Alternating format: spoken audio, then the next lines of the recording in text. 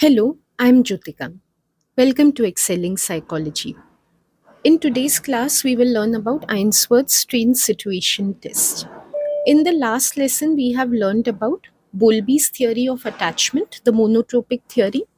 In that, we saw that attachments can be of different types secure, insecure.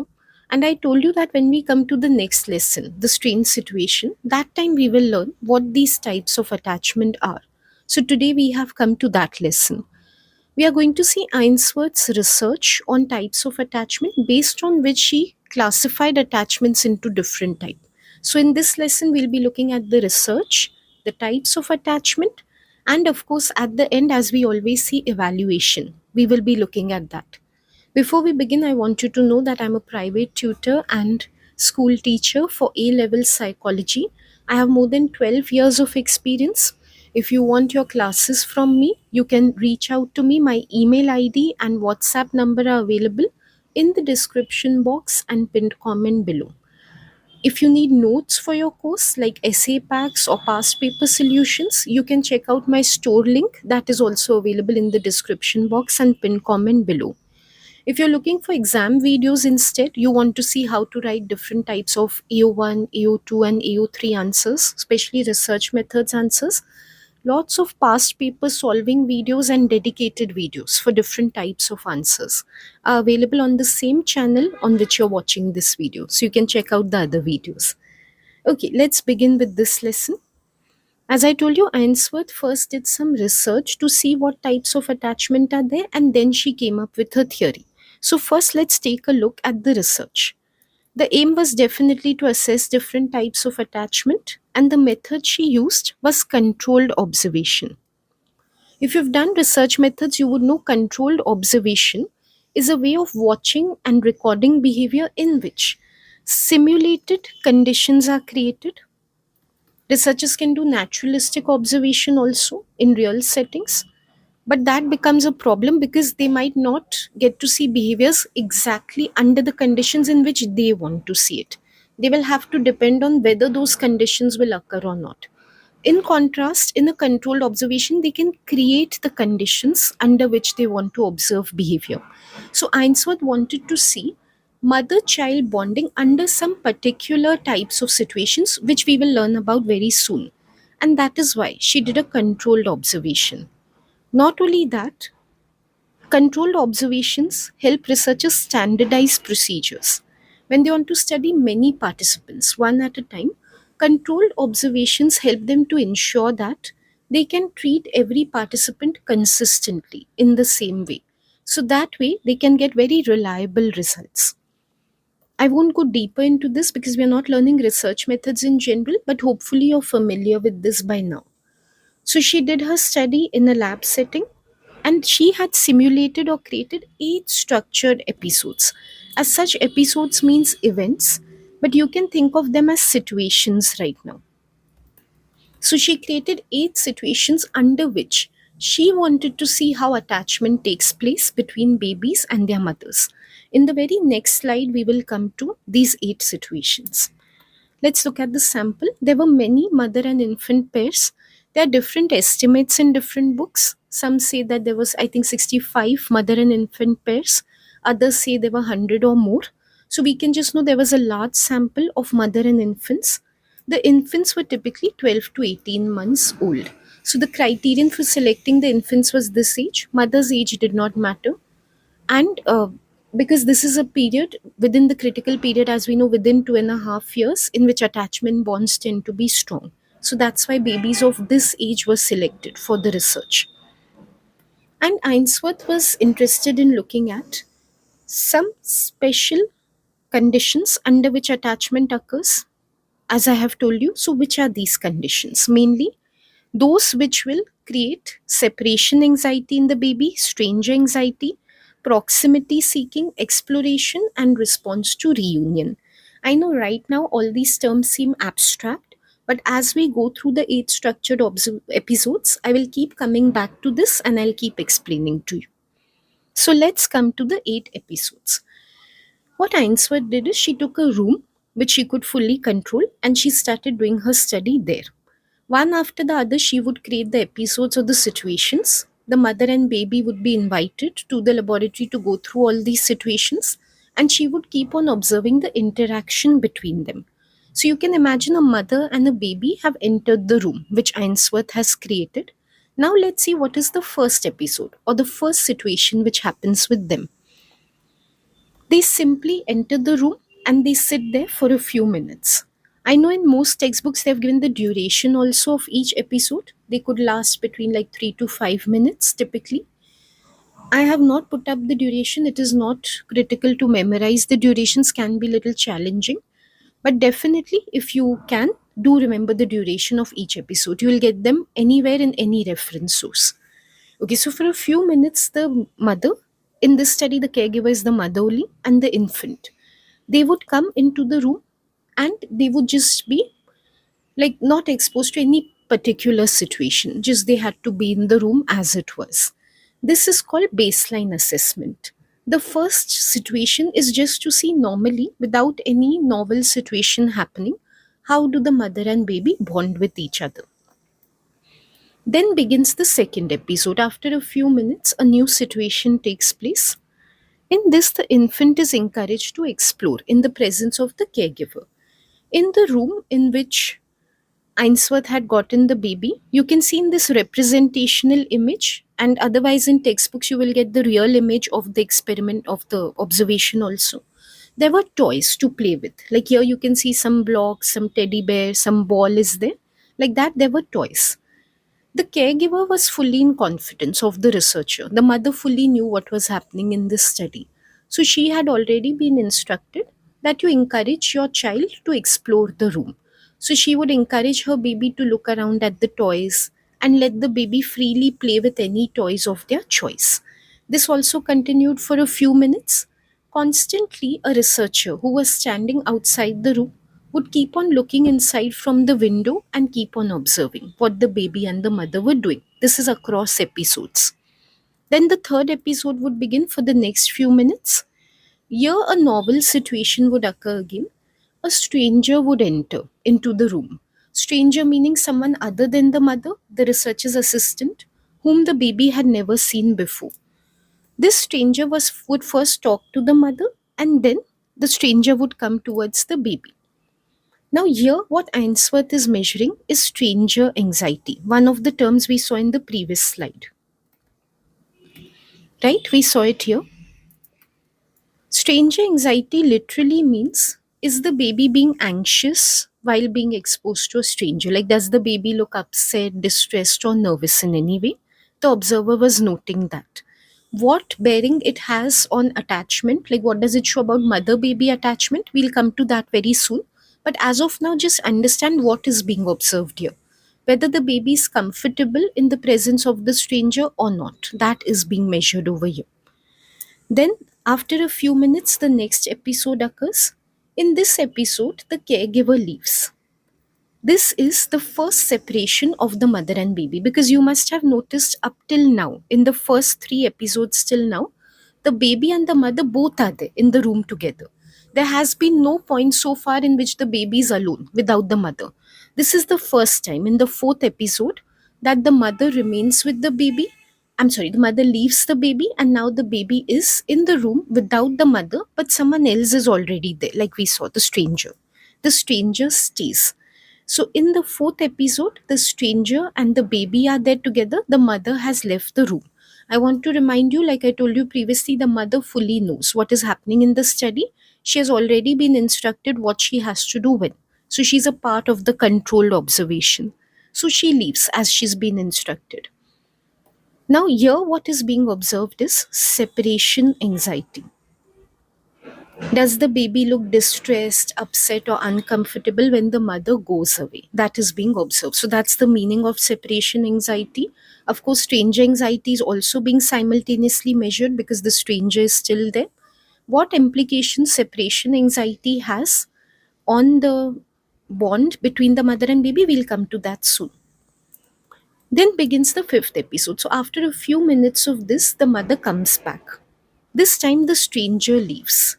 So now the situation is that the mother and the baby are in the room again like they were before, and the stranger has left. Stranger is no longer there. This is called reunion. So reunion means the baby and the mother meeting again. This is what is happening here. This is the first reunion because this is the first time the mother is coming back after separation. After a few minutes of this, the sixth episode begins. Again, the mother leaves. This is the second time the mother is leaving. But compared to the previous time that the mother left, what's the difference here? This time there's no stranger in the room. Last time there was a stranger. This time the baby is alone. Again, what is being measured here is separation anxiety.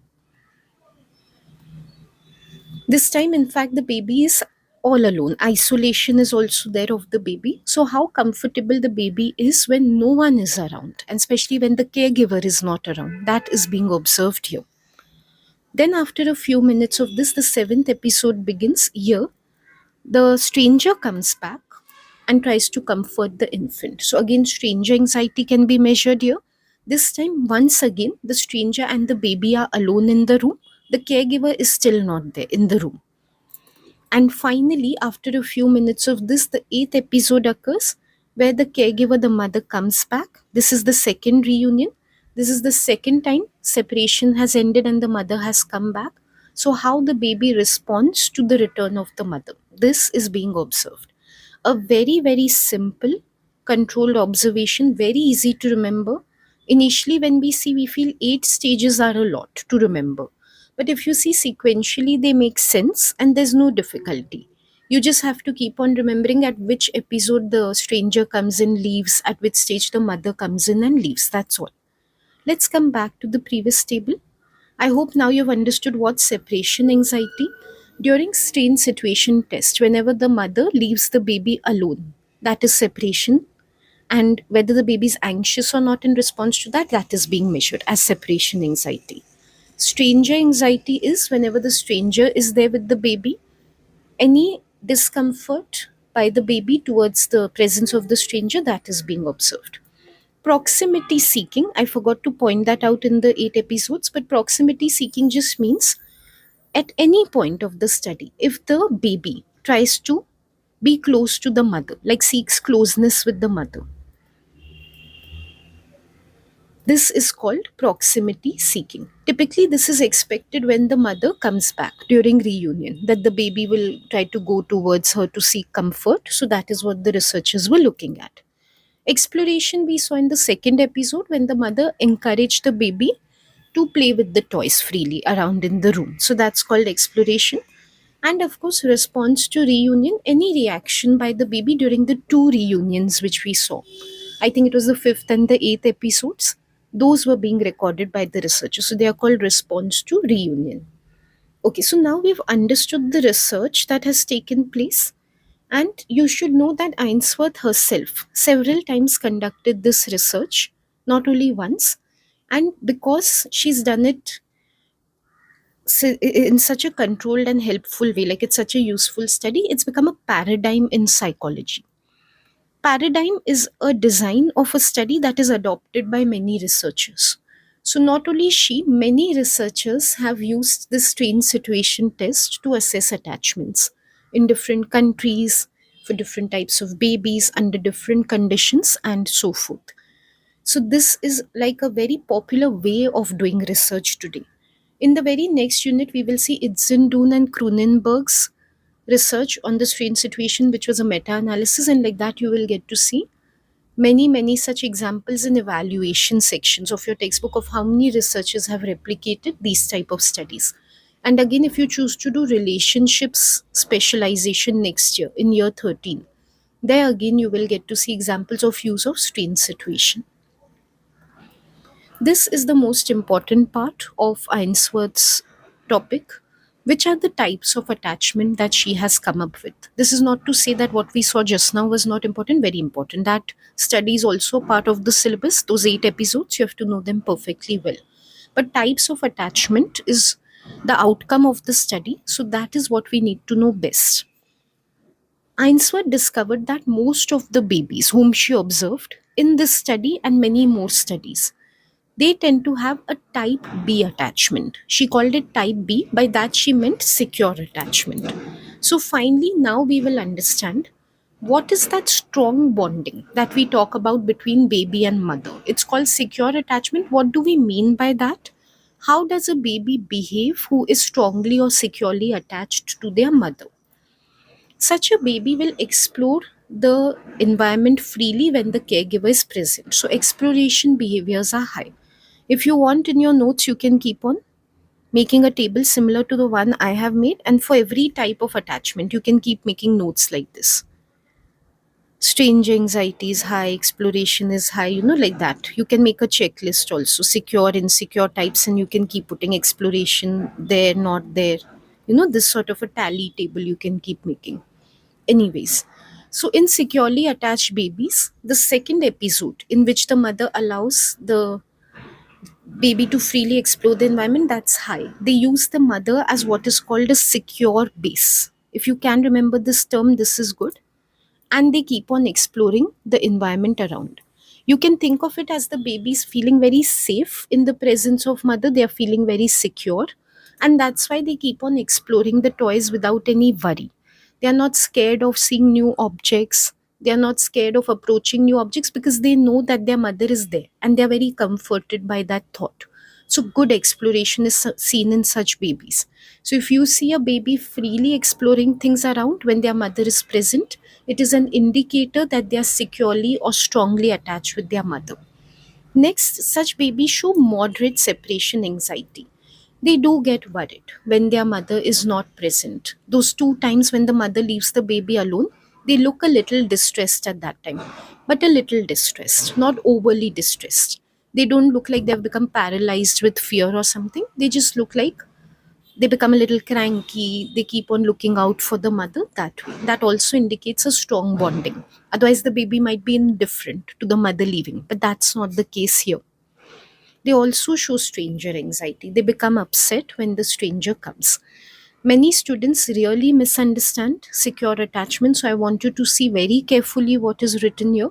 They just assume secure attachment means no stranger anxiety, no separation anxiety. That is not the case. In fact, there is stranger anxiety. The baby is so strongly bonded with the mother that they fear a stranger coming towards them in place of the mother. They cannot accept anyone except the mother figure as their primary attachment figure. So when they see the mother is not there, and of course temporarily, but the baby doesn't know it, someone else has come in place of their mother. They are not comfortable with that. And as far as reunion is concerned, the baby seeks comfort. The baby kind of goes running towards the mother when she comes back during episode 5 and 8. And they're easily comforted. They cry when they approach the mother, but when the mother picks them up, taps them, smiles at them, they easily become happy also to know that the mother is back. So, this is what secure attachment looks like. Coming to insecure avoidant attachment, some babies, a small percentage of them, show insecure attachment, which Ainsworth has labeled type A. In insecure or weak attachments, Ainsworth has identified there are two types. So, first we are looking at the avoidant type. Such babies who have insecure attachment of the avoidant type. In general, what does avoidance mean? Some sort of hesitation. Freeness is not there. So, how they behave, firstly, again in terms of exploration, they barely explore or interact. During the second episode, when the mother leaves them free to interact with the toys, they show no interest towards the toys. They don't seek to look at what the toys are or to try to pick them up, nothing. They show no separation anxiety. Please look at this carefully. Many students assume secure attachment means no separation anxiety. In fact, you can see insecure avoidant attachment style means no separation anxiety. There's a sort of indifference towards the mother being there or not being there. Clearly, that shows bonding is not good. If you're bonded with somebody, if you're attached with somebody, how can you be okay when they are not present? They also avoid the caregiver on return. When reunion comes, they do not go towards the mother. Mother has come back after leaving them alone for a period of time. They do not rush towards the mother. They might not even look at her. They might just be sitting still or busy being distracted with something else rather than looking at the mother. Also, I think it has been missed here, so I'll just write here. They show no stranger anxiety. Because they have no particular bond by the mother, they do not see the stranger as a threat to the bond which they have the mother, because there's no bond in the first place. So they don't mind mother is there, stranger is there, anyone is there. Everyone appears to be the same towards them. The mother does not seem to be a special figure in their eyes, and they do not seek comfort. Unlike the securely attached babies, who upon reunion want their mother to soothe them and comfort them, make them feel that she's back and they are safe again, this baby has no desire for such comfort or such soothing. You might wonder already why some babies are like this and some are securely attached. Unfortunately, some parts of the syllabus have been deleted in the new syllabus. So, just for your knowledge, in case you're curious, I'm telling you about something, though we don't need to know officially. Typically, how babies respond, Ainsworth believed, is a reflection of how mothers behave towards them. So, mothers who are indifferent to their baby, mothers who do not give enough attention to the baby, or who are avoidant of the baby, like say the mother has her own pursuits that she's busy with and she doesn't care about the baby, their babies are likely to respond in this way, in avoidant ways.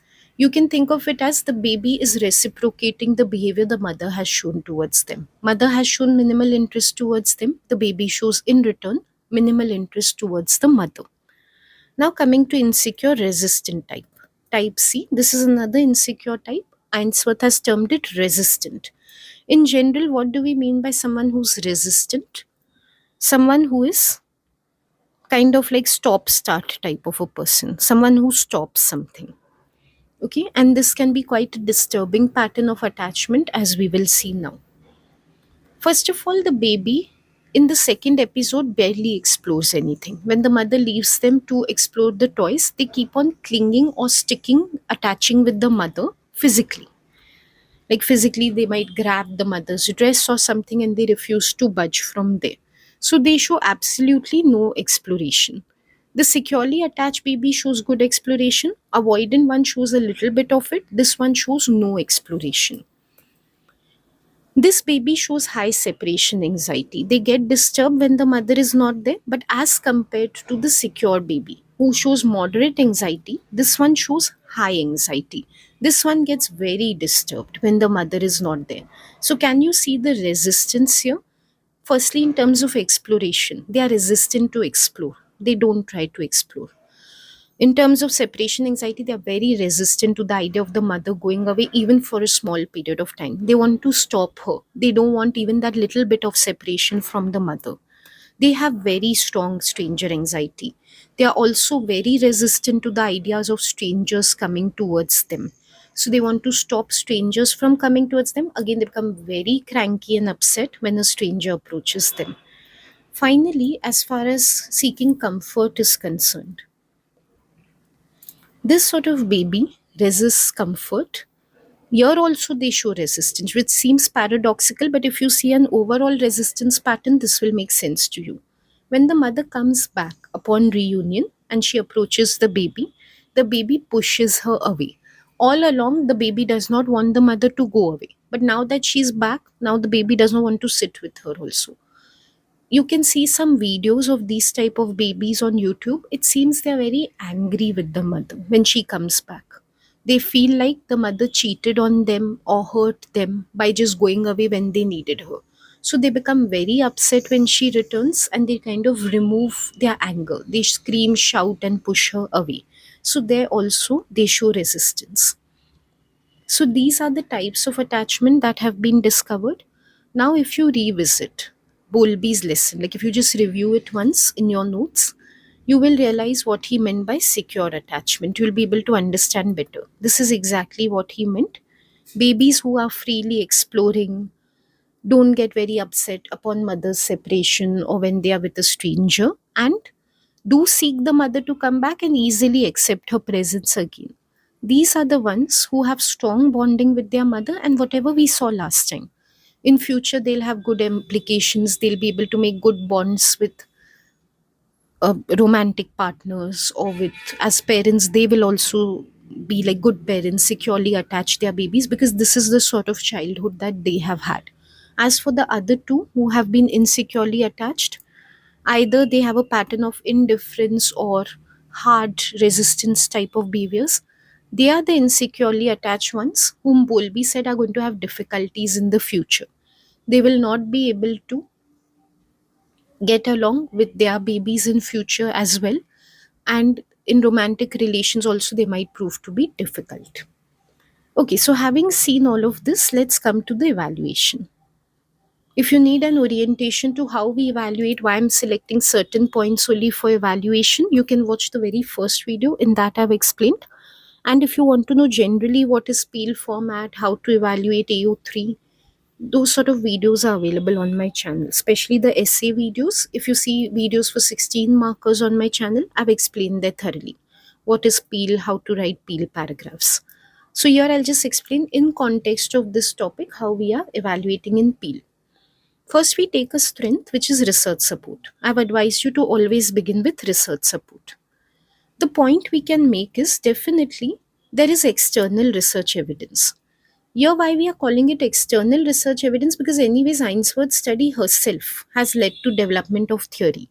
But here we are not talking about her pioneering research. We are talking about other researchers have also taken up strange situation, replicated independently, and they have also got the same results as her. So Bick et al. Are very famous. Try to remember their names. They copied the SST, and they also found that not only the attachment types are as Ainsworth has identified them, majority are type B, few are type A, and even fewer are type C, but they also found, like what Bowlby had said, that later on, whether the babies become socially and emotionally sound or whether they remain disturbed, that depends on whether they've been securely or insecurely attached. So that Bick et al. Have made very clear. They've done long-term longitudinal research to not only verify what Ainsworth has found, but to see further implications of her findings. So that is the evidence we have given. First, we have named Bick's study, then we have explained what he's done in his study. Now we explain why it is a strength that he has done this study, because it shows that strange situation not only it is a useful way of looking at attachment, it has predictive value as well. Its usefulness goes beyond what Ainsworth has shown. It can help us to predict what will be the emotional and social future of individuals. So you can just imagine how useful it can be to help people to live happy normal lives. So to conclude, what we can say is Ainsworth research has a lot of potential as a measure of attachment quality. It can be used very, very strongly in the field of personality development or relationships. So it has not only proved to be a paradigm of research, it's become a measure by itself. We can measure people on their types of attachment and predict and advise them. So that is like going beyond what actual intention is there or actual purpose is there of doing some research work. Another strength which we can take from the way the research was done to develop the theory is the fact that controlled observation was done, which we are seeing from beginning. The point here we can make is that Ainsworth selected very good quality research method for her studies, which is controlled observation. In the beginning only I explained to controlled observation has the edge of being standardized and simulated exactly as per the needs of the researcher. So here we need to emphasize on that. And whenever we are giving evidence or example, we have to make it very specific to what we've seen. So in this case, how the same 8 episodes occur in the same order, we must give that as an explicit example. What happens is when things are standardized, so they are kept the same, we are able to make reliable comparisons in behaviors. Here, there was a comparison between secure versus resistant versus avoidant. That we are able to make very well because, like, very well, we are able to say, okay, all securely attached are this way, all avoidant are this way, because we have used consistent procedures in assessing each type of baby. If Ainsworth had done what we would call roughly uncontrolled observation. Like she would have just gone to the homes of babies and seen how they were behaving in different conditions. There would be no comparability. Then, if she would have classified and said some are secure, some are insecure, we wouldn't be able to accept that because we would say that if everyone's in a different situation, how can we compare and say that one is insecure, one is secure? It might be more about the situation than their behavior. But here, because she made sure the episodes or the situations were exactly the same, then it's only the baby's behavior which is differing from situation to situation. So, very confidently, she can say that secure and insecure types are different when it comes to attachment. So, basically, when research is reliable, the theory that comes out, the types of attachment, that becomes very trustworthy. And so, we can say, again, not only the theory is very credible, but a very good way of conducting research measuring attachment has come about because of this study. Now, coming to some weaknesses.